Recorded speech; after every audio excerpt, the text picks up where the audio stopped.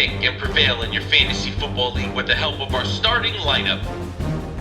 At host to quarterback the show, we have Nick Giacobbe. Up next, a dual threat in Dynasty and Daily Fantasy, we have Cody Repass.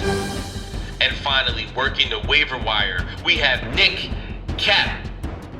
These are your playmakers that will provide you with sleepers, breakouts, and busts to help you achieve fantasy glory.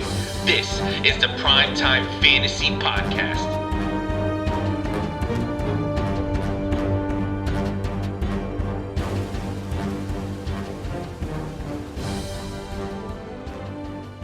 Welcome, everybody, to episode 21 of the PrimeTime Fantasy Podcast, where we give you our predictions, our picks, in the hopes that we help you prevail throughout the 2021 and so on fantasy football season. I am your host, Nick Giacobbe, and joining me is Nick Cap. Nick, how are we doing today? We're recording on a Tuesday night. We got a lot of news today. We wanted to wait for Odell Beckham's news that really turned into nothing and some other updates, but how are we doing after week 9?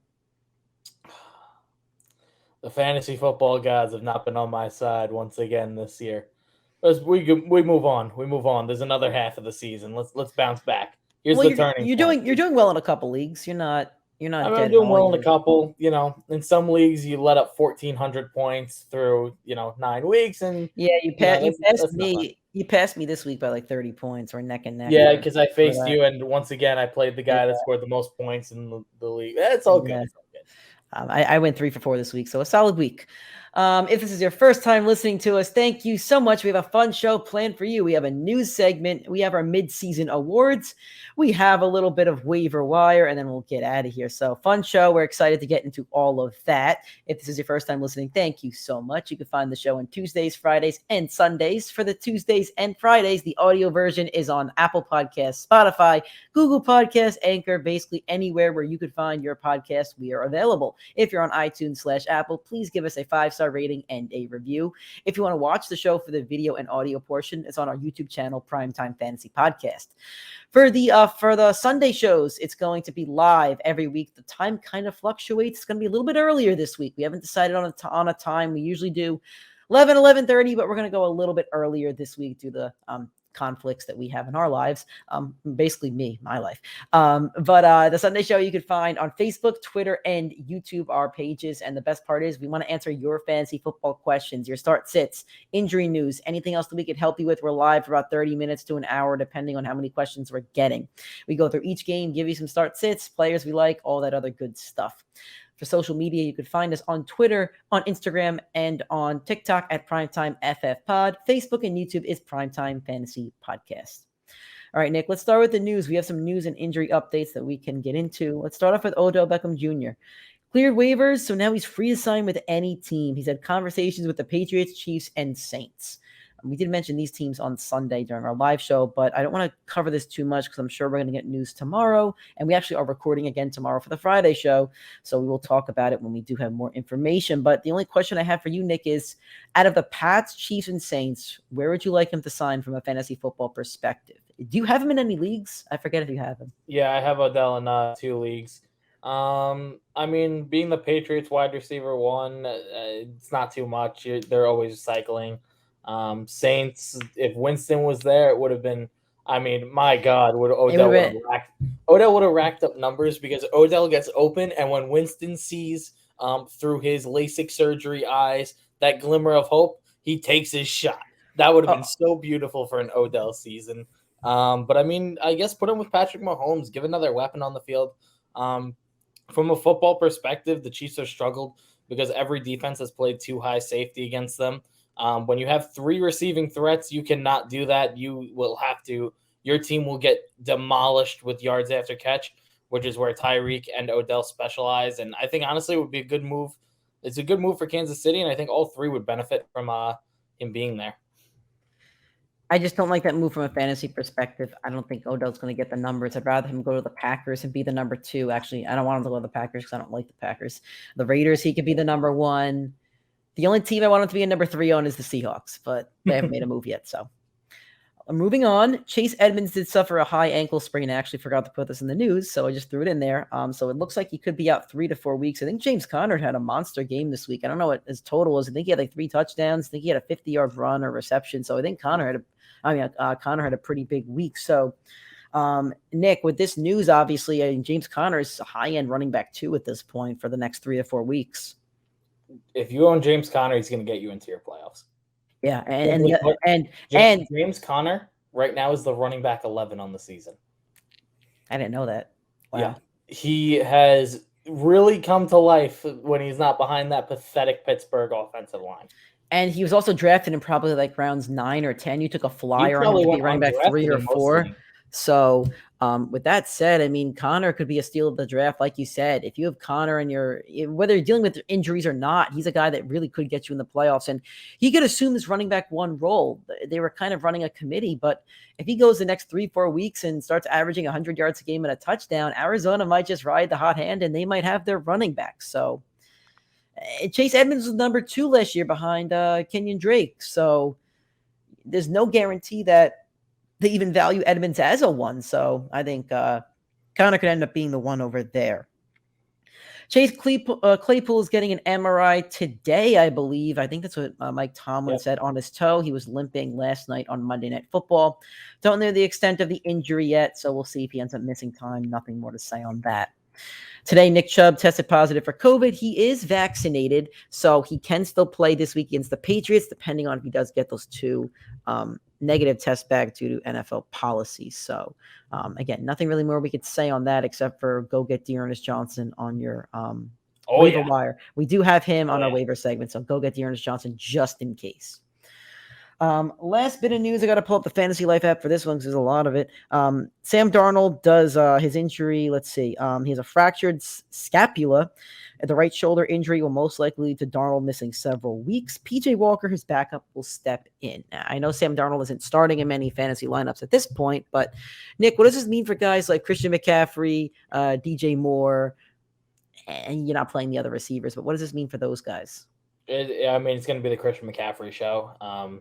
PJ Walker's good. He's mobile, but this offense runs as far as CMC runs and catches because that's how good he is. DJ Moore, you're still not benching him.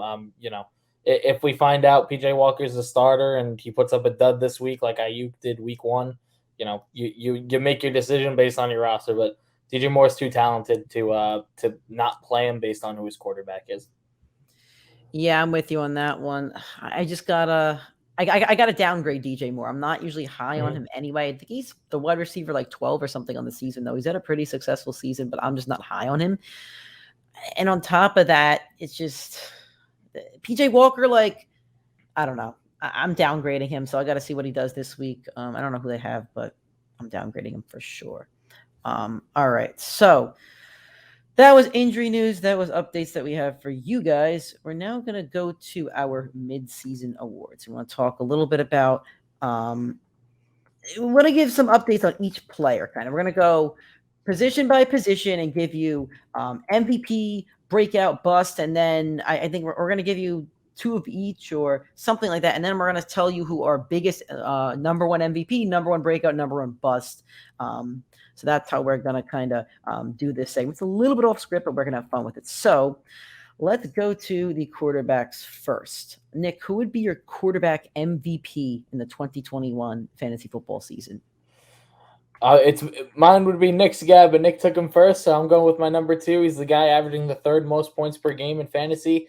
Has only had 1 game with under 50 rushing yards, and he's a quarterback. His name's Lamar Jackson. A lot of doubt around him, especially on this podcast from somebody. Not going to name names. A little bit of doubt towards one of the early MVP candidates for the year. And fantasy-wise, he has not let down. He's averaging 24.5 fantasy points per game. That's the 2nd most by any quarterback and the 3rd most by any fantasy player on the year. Kudos to Lamar. He's delivered big time this year. You know what's funny? I'm a Lamar Jackson guy. I have a Louisville Lamar Jackson jersey. I've always been a Lamar guy, but yeah, I was down on him, and he's played exceptional this year. He's throwing the ball well. He's running well. He's been a great fantasy quarterback. He's been a top 5 fantasy quarterback, something like that. I forget where he is from an average perspective. That's where I kind of base it off. So average is Lamar's averaging the second most points in ESPN standard leagues. But I took the guy who is the number one scorer on standard leagues, and it's not Kyler Murray, it's not Josh Allen, it is Edward Patrick. Did I say that right? Thomas Edward Patrick Brady. I think I got that right. Yep, that's it. Skip would know it. Tom Brady's probably drafted around like 10 or 11. He's averaging 25.2 points. That's the number one for quarterbacks. He has 25 touchdowns and 1 interception. His point totals are phenomenal. He has over 25 fantasy points 4 times, and then 24 in others. So actually 5. 1, 2, 3, 4. 5 times out of 9 weeks, he's at over 25 points. He had 24 another week. His low is only 11. He's only at under 20 twice. The guy's like 45 years old at this point. He's going to go win the MVP this season unless Russell Wilson runs the table. Because if he goes out and wins, yes, he does. If Russell Wilson wins 7 out of 8 games, Russell Wilson runs the table. Yep, I'm staking. I'm putting my flag down. I love Russell Wilson to death. I think he's the only guy that can do it. No. The MVP is a second half award. I'm sticking to that. The first half of the season means absolutely nothing. Yes, it does. Yes, it does. Look, yes, it means nothing. It means nothing. When the voters look back and say Russ has played 13 games this year, it's going to have an impact. Yeah, that's my hopeful. That's my bold. There's no way that they'll get the bye in the NFC, and that's enough for him not to get. Yeah, I mean, yeah, you're right. Anyway, Tom Brady's been phenomenal this year. If you drafted him in rounds 10 or 11, you probably have had a pretty successful season at your quarterback position, rather than drafting a guy like Pat Mahomes in round like 3 or something. All right, Nick, who's been your running back MVP this season? He's a guy I loved going into the year, and he's certainly delivered. It's Austin Ekeler.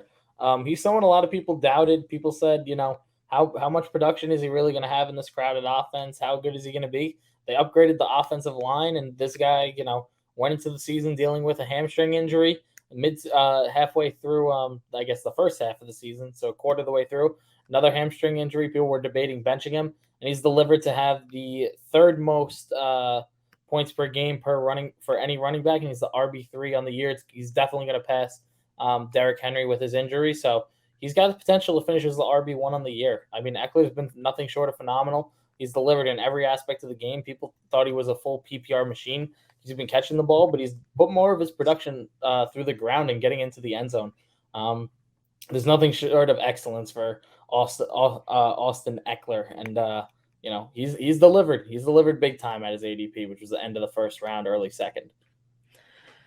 So here's a tough one because it's a mid-season award. So I have 2 guys here because the first one's going to be Derrick Henry. Derrick Henry is the current leader in fantasy points for running back. He has 193 points, is averaging 24.2, which is 4 more points than the number 2, which is Jonathan Taylor.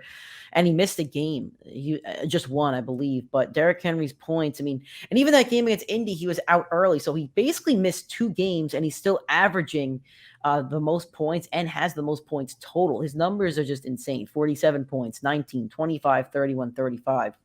Tractor Cito was loose this season, and unfortunately, he's probably not going to play another fantasy game. He might play week 18 into the playoffs, but we don't know about that one. So I'm going to talk about Jonathan Taylor too. I drafted Jonathan Taylor in 4 leagues. All 4 of my leagues, I drafted Jonathan Taylor. And at first, I was pretty upset about it because his first 3 weeks, 17, okay, good against Seattle. He had like a lot of goal line looks, no touchdown. I'm thinking, all right, he got like 8 receptions. That's great. Then he had 6.3. Then he had 8.2. And I'm like, all right, he might be getting the bust for the midseason awards. But after that, his points have just been really great statistically. 20 points, 31, 28, 18, 21, and 34, all in ESPN standard leagues. Jonathan Taylor is currently the running back 2 on the year in terms of average and fantasy points scored for running backs. Right after him is your guy, Austin Ekeler, but actually Taylor has 20 more points than Ekeler scored and 0.7 more on the average. So, well, that's only because the bye, right? Yeah, the bye. So that plays into it. That's why I kind of read off the average more. But for me, Taylor's going to be my running back MVP on the year so far. Don't forget who predicted him RB1 on the season, baby. Nick had him running back 1 on the season, and Nick's even said to me multiple times over the past week or two that Najee, Taylor, or Ekeler is going to be the running back 1 when the season ends. So let's go to wide receivers. I'll start off with this one. It has to be Cooper Kupp to me. Yep. And Nick's going to pick a different guy, I think, just to throw in another name right there. But Cooper Kupp has 235 fantasy points. That is 40. That's just so people understand how ridiculous his numbers are. He has better numbers than Michael Thomas did when Michael Thomas had 170 more fantasy points than the next best guy. He has 50 more right now, and the number 2 is Tyreek Hill, who traded earlier. He's been phenomenal.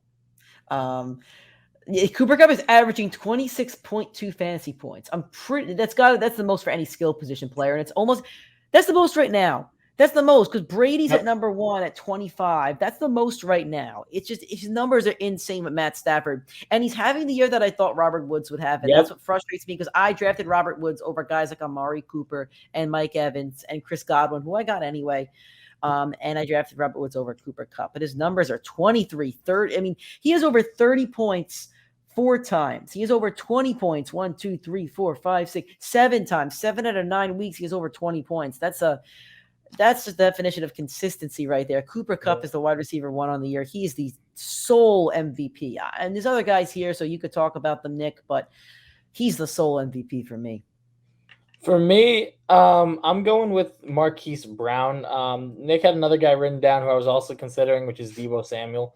But, I mean, you could talk about the two of them as a tandem. I mean, talk about 2 guys that a lot of people doubted going into the year that fell well past where they winded up now. Both these guys drafted. I don't want to cut you off, but I think people thought that Ayuk was getting the Deebo Samuel treatment. I think that Ayuk was drafted 2 rounds earlier. That's kind of what they thought. And same situation as Kupp and Woods. I'm sorry for cutting you off, but you could. No, you're good. I mean, look, Deebo's been there's 3 receivers averaging 20 points per game: Cooper Kupp, Tyreek Hill, Deebo Samuel. That's the category this guy has entered. Then right behind him, Marquise Brown, wide receiver 6 on the year, having already had his bye week. I mean, the 2 of them have been phenomenal. They're both speed demons. They've been great after the catch. There were some drop problems early on in Marquise's career, but I mean, he kind of solved them, and he's been a big benefactor and a big reason why Lamar was my MVP. I mean, the 2 of them have been a great duo. And Nick is going to talk about someone else very shortly that deserves an MVP award for his performance with that team. Yeah. On to tight ends. Travis Kelce is the number 1 tight end on the year, just like he is just about every single year. Kelsey's averaging, what is he at right now? He's averaging 16.1 points, which is the most. And as for fantasy points, he has 144, which is 24 more than number 2. So, Nick, you want to go first here? Who's your tight end MVP on the season? I'm going with someone a little bit out of the box. It's Mike Gesicki. He's been the tight end. He's the tight end 3 on the season, and that was considering that week 1 he put up an absolute stinker, a big old goose egg. He got dropped. I forgot what the number was in Yahoo, but he got dropped in if you play fantasy on Yahoo, it'll say player X has been dropped by a bajillion teams, and I think he got dropped by a bajillion teams. Yeah, I mean, he was an absolute disappointment week 1, and week 2 he was horrendous. And right after that, the guy turned it around when Jacoby Brissett in there and rode that momentum to where now he's the tight end 3 on the year. And you were probably able to pick him up week 2 or week 3 off your waiver wire. I mean, considering where your ADP is and how you finished, I'm going Mike Gesicki. I mean, he's been phenomenal. For me, I'm going to say Mark Andrews. He's a guy I doubted coming into the year, and I said I wasn't going to draft in around 5 or wherever he was, but he's currently number 2 in tight end points with 120. He's had his bye already, and he's averaging 15 points a week. As for Mark Andrews, he had a 141-point bomb week, but aside from that, he's at over 10 points, which is pretty much good for a tight end. Over 10, 1, 2, 3, 4, 5 weeks out of 9. He's only had 1 stinker. Well, 2 stinkers. He had a 7.8 and a 5.0. So kind of 2 stinkers, one against Cincinnati when they got clobbered, and then that first week against the Raiders. But week 1 basically doesn't count at this point. So he's been pretty solid this year. If you had Mark Andrews, you've been pretty solid from that tight end position. But I like your pick with Gesicki. I think I would have thrown him into a breakout more. But yeah, he's been solid. I picked him up in our league, I think. Yeah, I do have Gesicki in that league. Yeah, so that's how I filled my tight end hole. So, Nick, let me ask this. Who's your overall fantasy football MVP right now? I think we're both gonna have the same one. It's got to be the Cooper guy, Kupp, right? We're both on Cooper it's the Kupp. guy out of LA.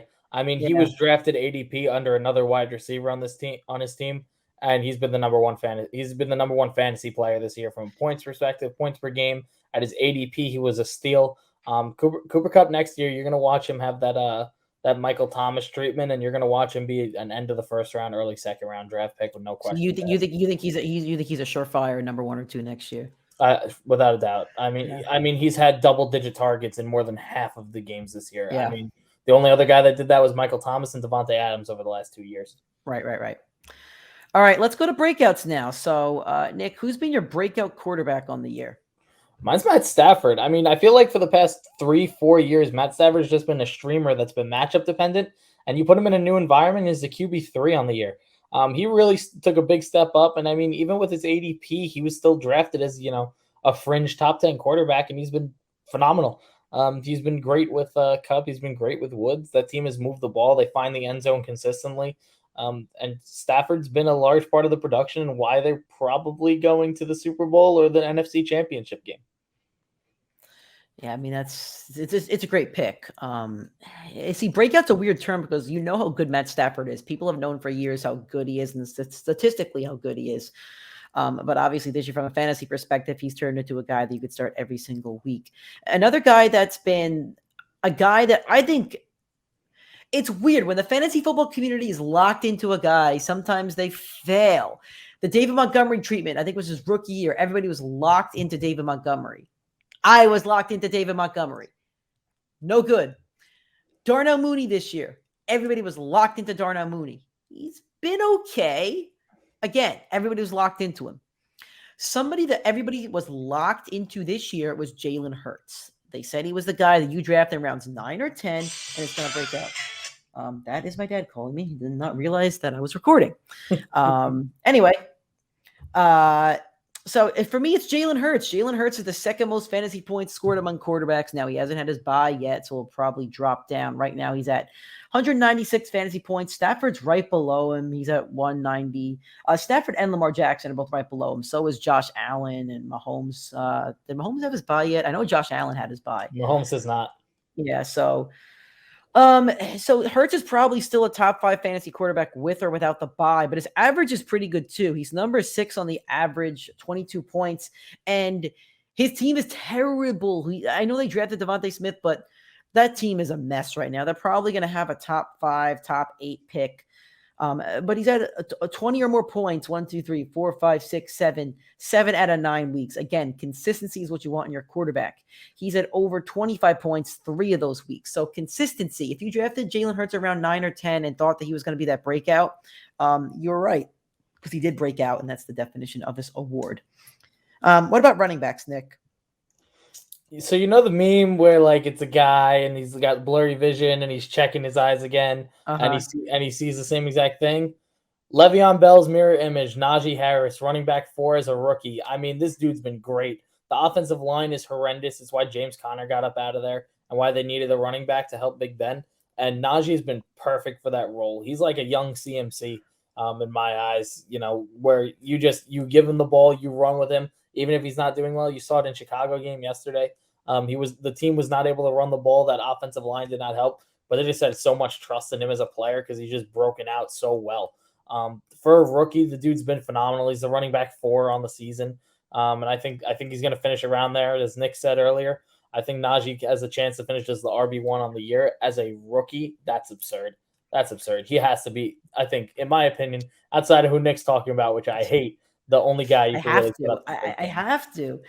You know what's really funny about this show, Nick? We've talked about, in our good segments, we've talked about John Taylor, we talked about Najee, we talked about Gesicki, 3 guys I have on the team in our league, and I'm in like 6th or 5th place right now. The points aren't bad. I think I'm 5th or 6th in points. Not terrible, but my team's not bad, just not putting it together. For me, a breakout, it's Cordell Patterson, that young buck at age 30 years old, is currently 6th in fantasy points among running backs, and he's had his bye. He's also 6th among averages, averaging 19.2 a week. Cordell Patterson, I don't know where he came from, but he's averaged over 15 fantasy points. 1, 2, 3, 4, 6 out of 1, 2, 3, 4, 6. 6 out of, I think it's 8. He's played 8 games. So 6 out of 8 games, he had over 15 fantasy points. He's had over 20 fantasy points in 3 of those. So he's only had one stinker under, I mean, his lowest, he had 14 against Miami. But aside from that, he had 8 against Philly week 1, which I say doesn't count anyway. He's been phenomenal, and he's probably a guy who got off the waiver wire. I don't even think Cordell Patterson was drafted. People were all in on Mike Davis. I wasn't, but Cordell Patterson probably wasn't drafted in most leagues. And now you have a guy who's been playing like a top 10 running back, basically, from a fantasy perspective. He catches the ball. He runs the ball. He's the only consistent factor on that Falcons offense besides Kyle Pitts, but that's really it. So you got to give props to a breakout at age 30 years old, the Cordell Patterson. For wide receivers, I have Marquise Brown here. I put Marquise Brown, and I think he should be up there. So, Nick, I see a guy here that I should have put, and I want you to talk about him. So talk about Michael Pittman. Michael Pittman's been a stud. He's clear-cut wide receiver 1 on that team. I know T.Y. has been dealing with injuries, but even outside of that, Michael Pittman's numbers are the wide receiver 7 on the season. We were talking about this a couple episodes ago. If I showed you 2 blind stats between Julio Jones and Michael Pittman, you would have thought Julio Jones would have been the name value that got it. Michael Pittman averaging 16 points for a year per game over the last 3 weeks has really stuck out with getting 70 points over that course. I mean, he's been great. He's really been great. It's a huge, Carson Wentz has been phenomenal. Frank Reich's been phenomenal. Jonathan Taylor's been phenomenal. And Michael Pittman's been phenomenal. All 4 of those guys, really, they deserve, for 4 guys that just outperformed ADP. If you're talking about a team, I mean, there you go. That's the team where everybody just hit and hit big. I mean, the Colts just as a whole have been phenomenal, but Michael Pittman, he's the year 2 wide receiver nobody's talking about, but everybody should be talking about. That's a great one that I probably should have written down, but I didn't have him when I went through. I do want to mention Mike Williams, because Mike Williams did have in his first 5 weeks 22, 22, 33, 36. But last 3 weeks he's kind of cooled down. So I do want to mention that. So we'll see how he does the second half of the season, but his cool down is the reason he's not really in this conversation. You got to talk about Jamar Chase. He's a guy that me and Nick probably weren't high on going into the season, the drops and everything else, yada, yada, yada. But Jamar Chase has proved us wrong every time we've had something bad to talk about him. He has the 3rd most fantasy points on the year at 168, right behind the Cheetah and Cooper Kupp. His average is pretty good too. He's averaging 18 points on the season, which is good for number 7. If you drafted Jamar Chase in rounds 4 or 5, you probably have a really good fantasy team. He's had over 20 fantasy points, 1, 2, 3, 4 times. He's only really had one stinker at 8.9 points this last game against Cleveland, where all the Bengals just kind of stunk it up. They looked like the Browns. So, yeah, you got to give credit to Jamar Chase. So, tight ends. Who's been your tight end breakout, Nick? I've said his name 1,000 times, and I'm going to make it one more. Dalton Schultz, baby.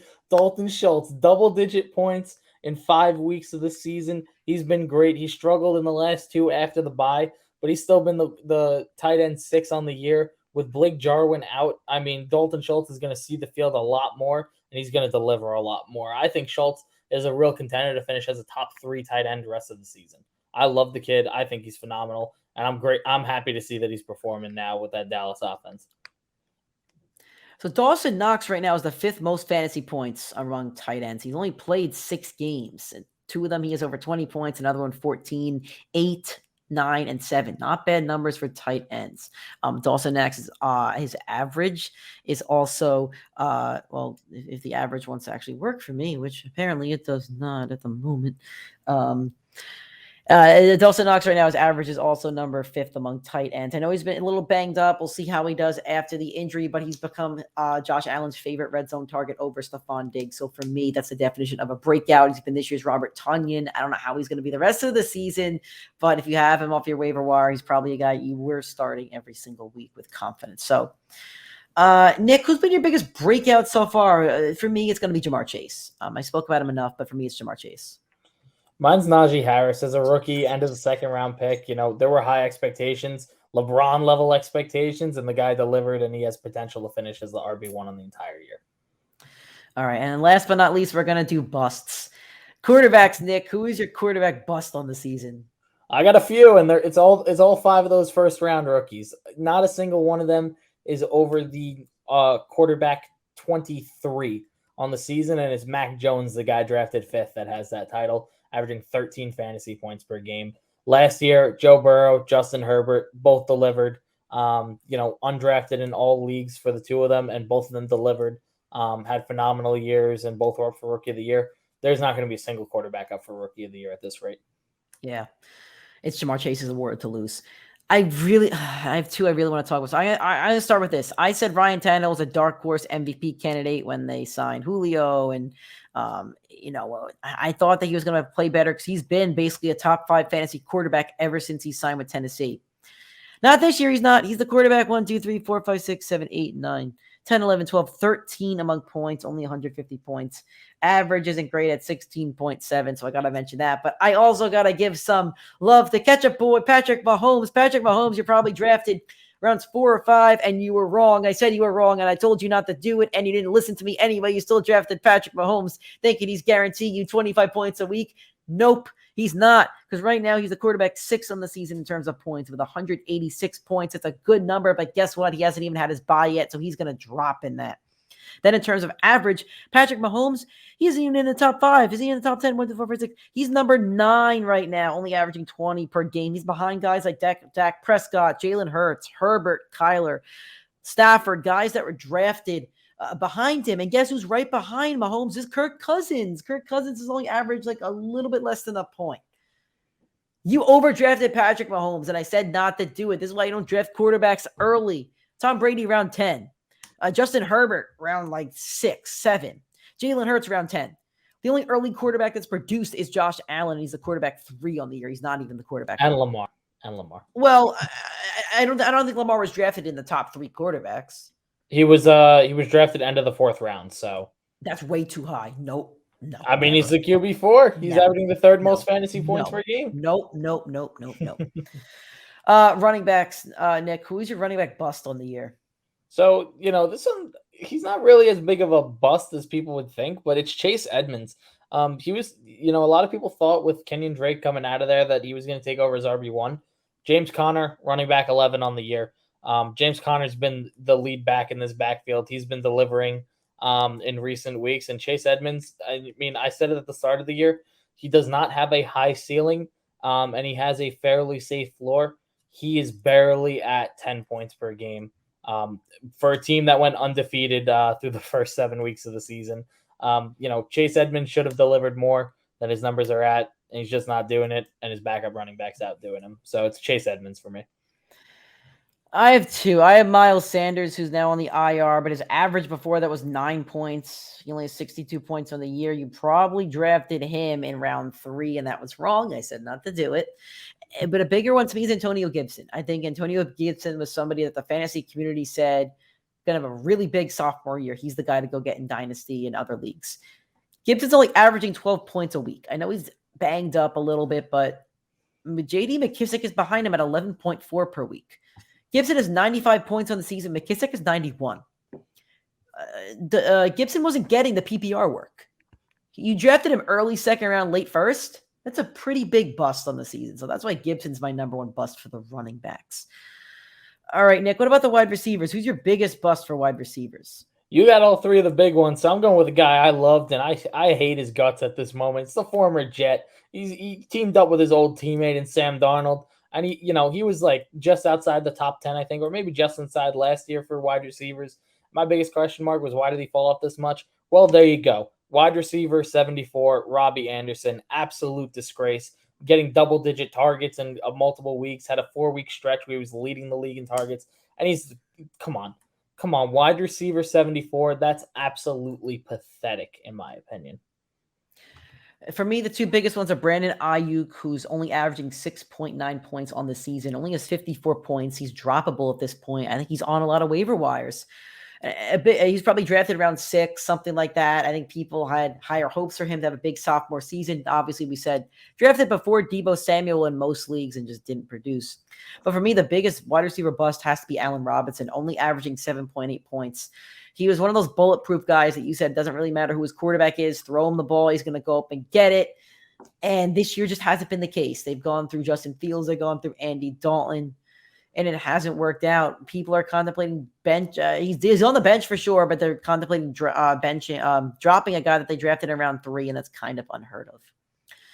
What about for tight ends, Nick? I'm going to take this because I took George Kittle in 3 leagues. I took Kittle in 3 leagues because I wanted a top tight end that I could set it and quit it. I don't want to worry about my tight end position for the whole year, and I've had to. Now, his average is 12.5. That's not bad, which is 6th or 7th among tight ends. His points aren't high because he did miss 3 games. So that's why I go to the average. But 11 points, 5, 17, and 8, and 20. There's just no consistency there. And Kittle was a model of consistency for the past few seasons when he's healthy. And I'm a little disappointed. So that's why a guy that I drafted around 3 or 4, and I shouldn't have, that was wrong of me. That's why I put him as my biggest tight end bust on the year. I wasn't listening, but did you say who you took in Dynasty? I did end up taking George Kittle over Jamar Chase by a pick. Yeah. And I also took Tyreek over Gibson. So that worked at least. Oh, that works. Yeah, you counteracted it. Mine's Tyler Higbee. Me and Cody were very high on him early on. We were even debating whether Kyle Pitts or Tyler Higbee would finish higher this year. I mean, Higbee's seen the field like 95% of snaps, only blocks on about 3% of pass plays. So his usage is there, but he hasn't delivered. Is averaging 8 points per game, and that's just not good enough, even for the tight end position at this point. Yeah. All right, Nick, who's your biggest bust on the season? For me, I'm just saying Allen Robinson. Actually, no, Gibson. I'll take Robinson. Robinson's the bigger bust for me.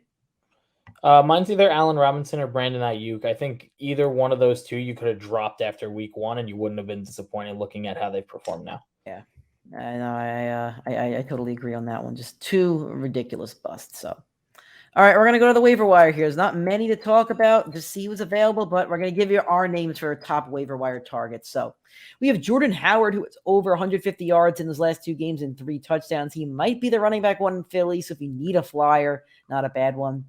Dearness Johnson, he broke out a few weeks ago, and Nick Chubb and Cremont are both out. If Nick Chubb doesn't play this week, Dearness Johnson should be in your lineups. Rashad Bateman, he's still available in like 70% of leagues for some reason. I think he had 5 targets, 52 yards this week, so go get him. He should be 100% rostered. Donovan Peoples-Jones, Nick, I know you played him this week. He had a pretty monster game. I think he had 27 fantasy points. Dan Arnold's been like a top 10 tight end in the past like 5 weeks. He's become Trevor Lawrence's favorite target. Kinda. And Pat Freiermuth, I think he had 2 touchdowns last night, 4 receptions and 50 yards. So if you need tight ends and either of those 2 available, those are your tight ends. So Nick, give me your top 2 or 3 waiver targets for this week out of all those. So just in order real quick, if you need your running back position for this week, because you got the bye, take Dearness Johnson. He's locked in.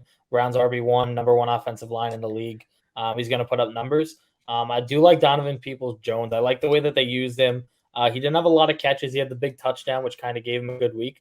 But the way they've used him over the last 3 weeks without Odell, or even with Odell, he's delivered pretty big, and I think he has a good outlook for the rest of the season. And then Pat Freiermuth, I kind of shit on him last week going into the week, calling him a flop, saying he could give you that Monday Night Miracle, and he finishes the tight end 1 on the week.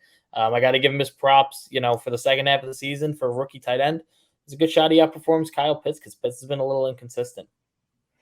I'm going to say Jordan Howard's my running back 1 to add on the week because Dearness Johnson isn't going to be a starter the rest of the year, and I feel like Howard has an outside chance of doing that.